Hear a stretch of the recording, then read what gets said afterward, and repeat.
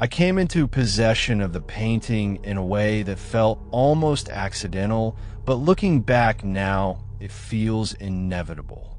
A man had died in the old house across from my cousin's place, and the family was throwing everything out onto the curb. The painting was leaning against a pile of splintered furniture, its frame chipped but the canvas untouched by weather or age. I do not know why I carried it home. It was heavy, the kind of weight that feels more alive than object. It showed a landscape I could not place.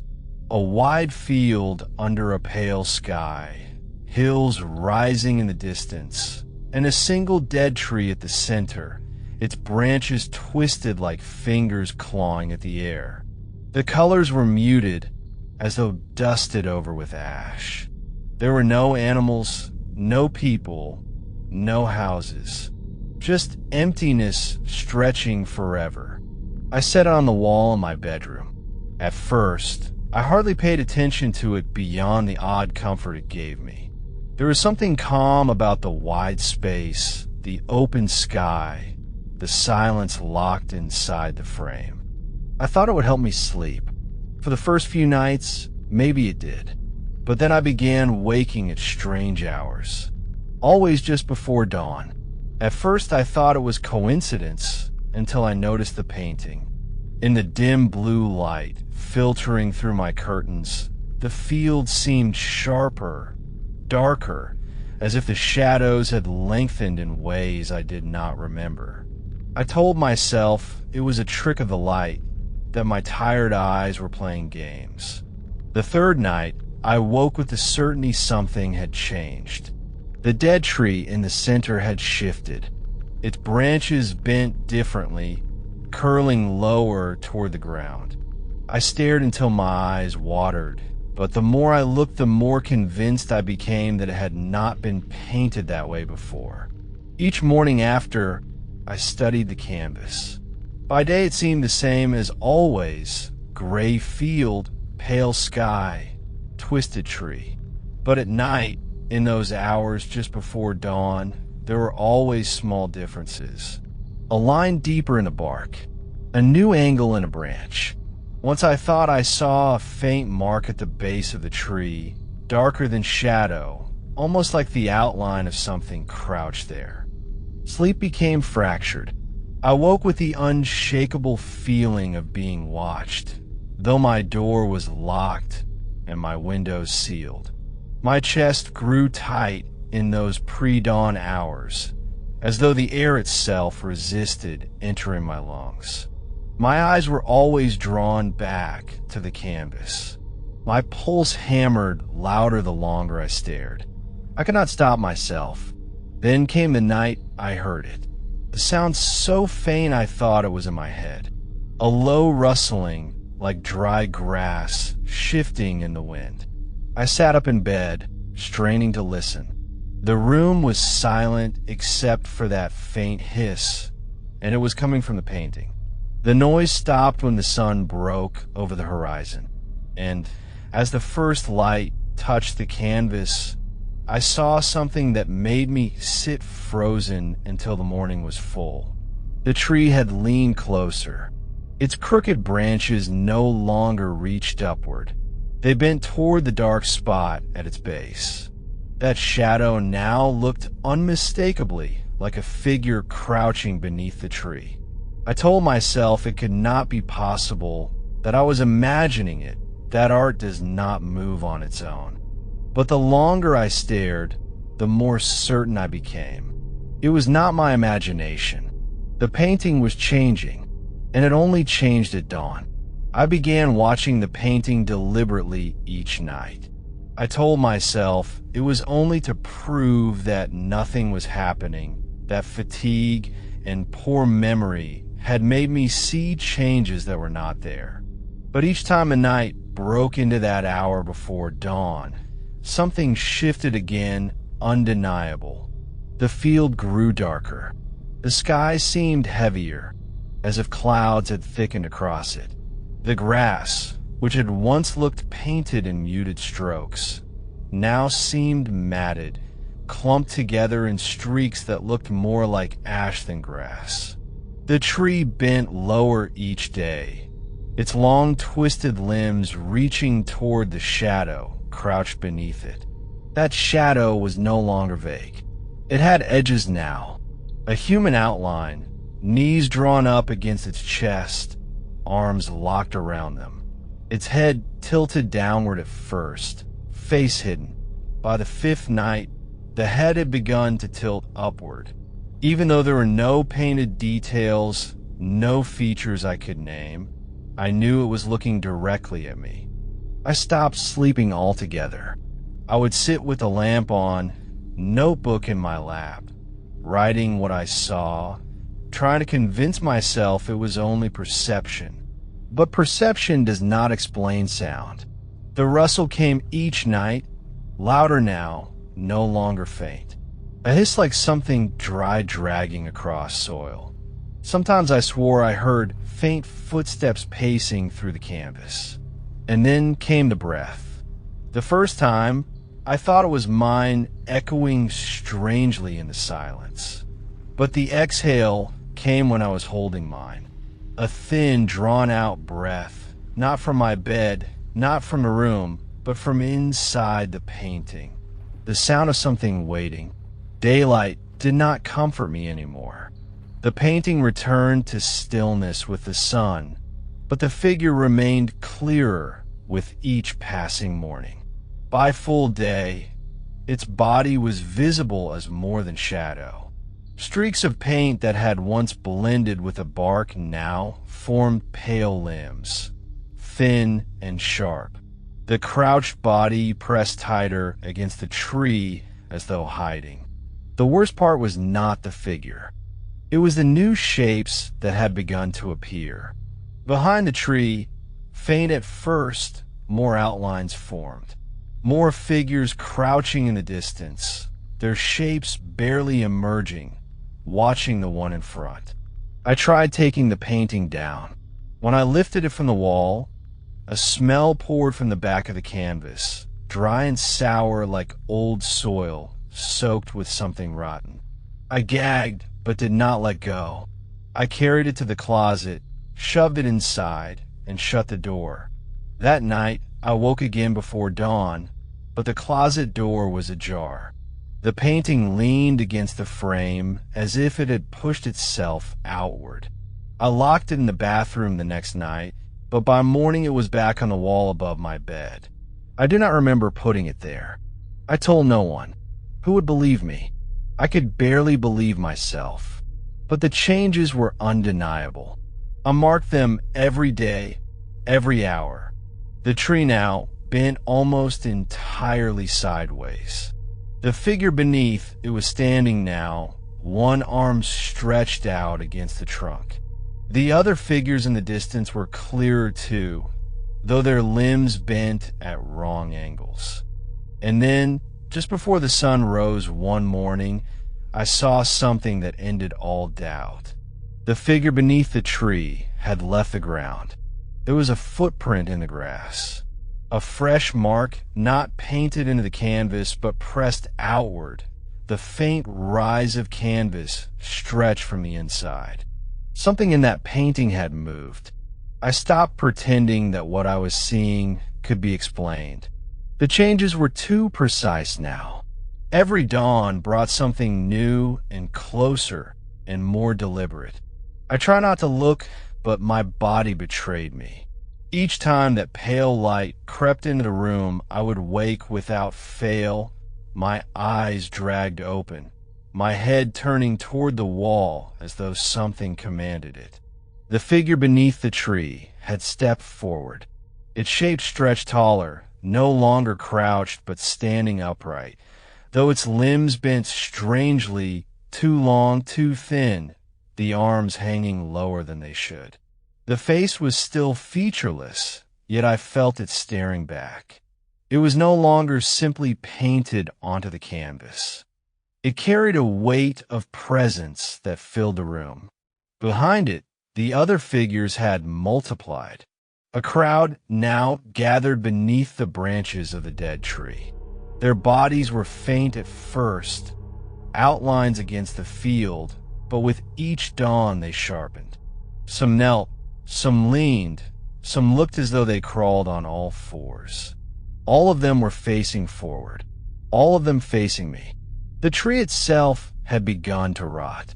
Its trunk split open in the center, black hollow widening as if it had been burned through. I sometimes thought I saw light inside that hollow, not bright but faint, like a glow smothered under ashes. It pulsed faintly, once, twice, like something alive behind the bark. At night, the sounds grew louder. The rustling of grass became clearer, overlapping movements, footsteps shuffling in circles. Sometimes I heard tapping, not against the walls of the room, but from the canvas itself, like nails clicking on wood. The breath grew heavier too. Sometimes it came in bursts, ragged, shallow gasps as though the figures inside the painting were running. One night, when I could no longer bear it, I turned the painting around to face the wall. I forced myself not to look. I sat up in bed, listening to the hours crawl past. Just before dawn, the room grew cold, so cold I could see my breath. Then came the sound, not the rustle, not the breath. Fingertips dragging across the plaster of the wall behind the canvas. Slow, long scraping. I leapt up and tore back around, and my stomach turned at what I saw. The figure in the painting had stepped further from the tree, closer to the frame itself. Its long arms now stretched outward. Its hands touched the edge of the canvas. I staggered back, but I could not leave. I watched in silence as the light of dawn filled the room, washing over the canvas. By the time the sun fully rose, the hands were gone, and the figure stood again at the base of the tree as if it had never moved. But I had seen it. The painting was not only changing, it was reaching. The next nights only grew worse. The footsteps no longer belonged only to the painting. I heard them on my floorboards, pacing when I shut my eyes. My bed trembled once, as though something had brushed against it. When I snapped my eyes open, the painting seemed closer to my bed than it had ever been, though I had not touched it. And the figures. There were so many now, too many to count, all of them pressing forward across the painted field, closing the distance inch by inch. Their limbs bent and twisted, their bodies pale against the darkening grass. They no longer resembled shadows. They resembled bodies. I have not slept. I have not eaten. I can feel them waiting closer each dawn. And last night, for the first time, I heard something new. Not footsteps, not breathing. A voice from inside the painting from the hollow in the tree. It called my name. The nights have become one long vigil. I no longer lie down. I sit with my back against the farthest wall of the room, knees drawn up, watching the painting as though I could stop it by staring. Each evening the air turns colder long before dawn. My skin feels damp even though the room is dry. It smells of earth and iron now, a smell that clings to my hands and clothes. The painting has almost completely transformed from the thing I brought home. The sky is no longer pale, but a gray, so dark it looks heavy enough to fall. The field is scorched in streaks, black and red, the grass lying in tangled clumps as though trampled by many feet. The tree is split open wide at the trunk, and something glows faintly inside its hollow, a dim pulse like a dying ember. The figures have crossed more than half the field. The one in front is no longer a painted outline, but a body formed of strokes so dense it looks three-dimensional. Its long arms are still outstretched, but now its fingers are visible as pale ridges pressed against the canvas surface. When I stare too long, I can see the fabric bulge outward slightly as if pushed from the inside. The crowd behind it has multiplied beyond counting. They have no faces, but their heads are turned forward. Some crawl.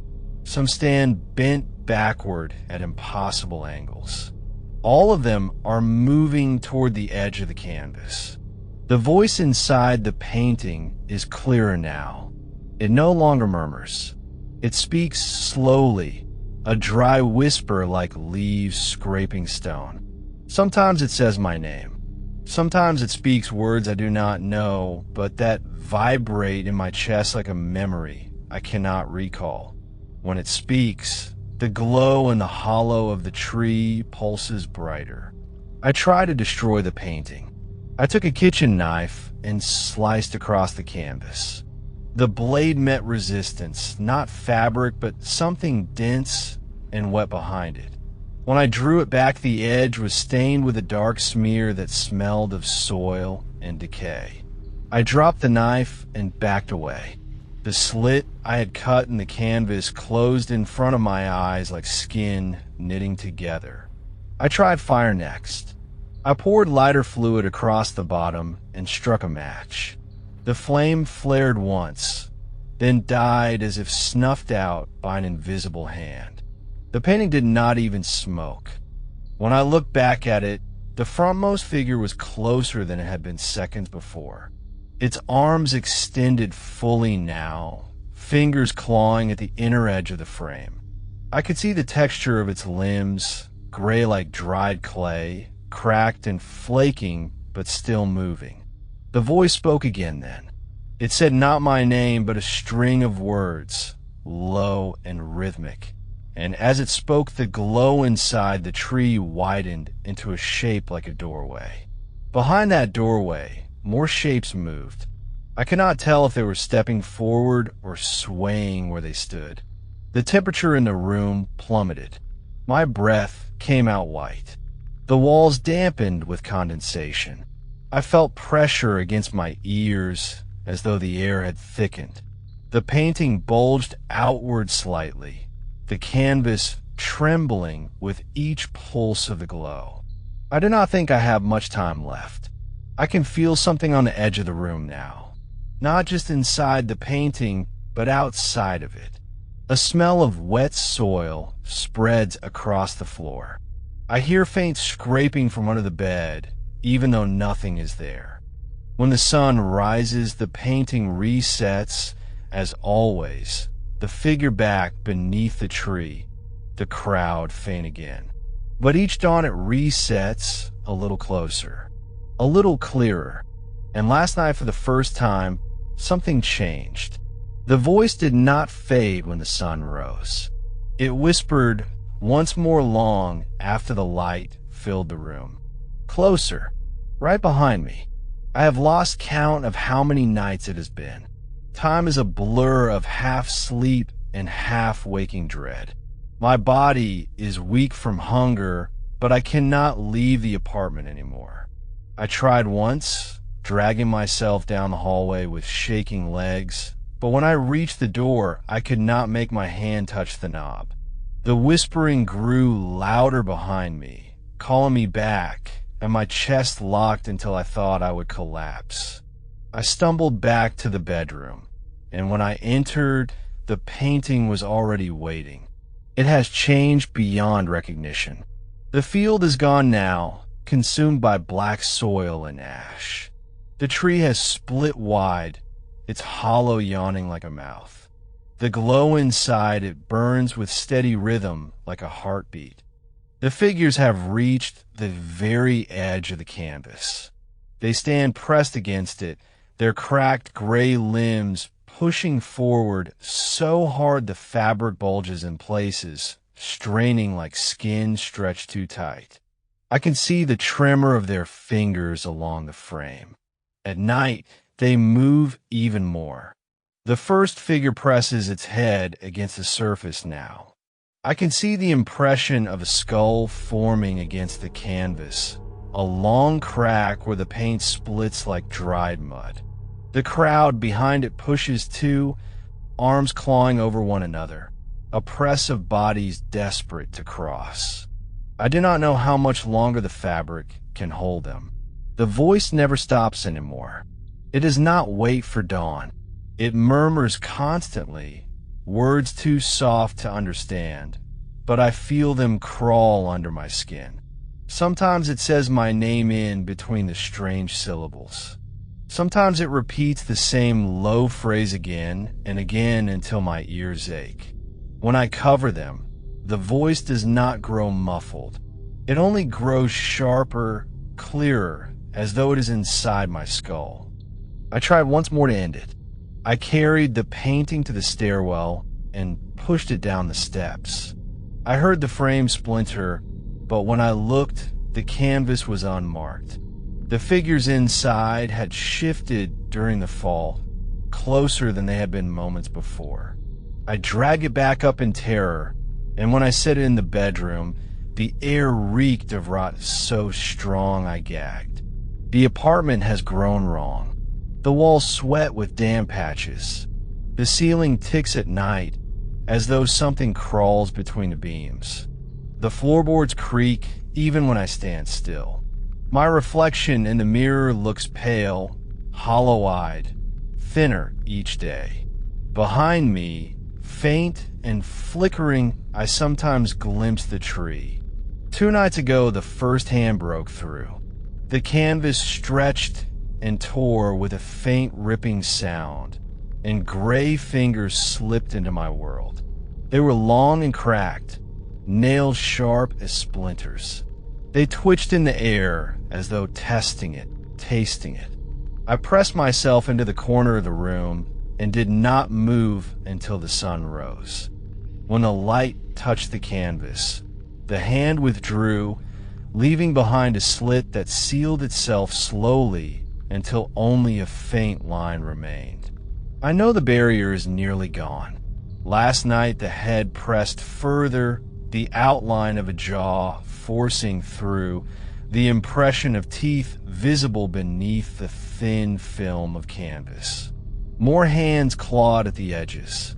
The voice grew louder, no longer a whisper but a chorus, many voices overlapping, chanting in a rhythm that shook my chest.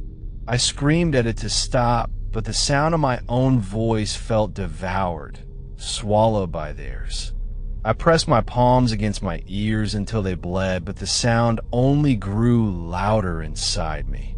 The glow in the hollow of the tree flared so bright it filled the room with red light, flickering as though fire burned inside. And then the figures laughed, not loudly, not with joy, a dry, brittle sound like bones clattering together, like wind passing through hollow skulls. It rose from the painting and into the air around me until the room shook with it.